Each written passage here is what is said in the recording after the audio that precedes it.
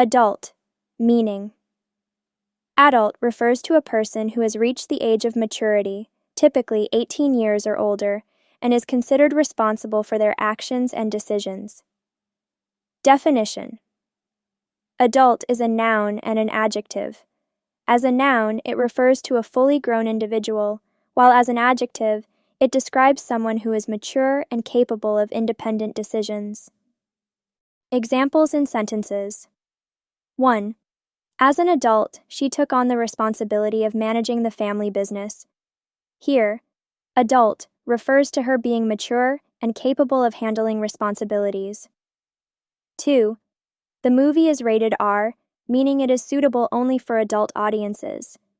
In this sentence, adult describes people who are of legal age to watch the movie. Usage. Adult is often used to refer to individuals who have reached legal maturity, but it can also describe behaviors, decisions, or situations that are appropriate for grown individuals. English practice.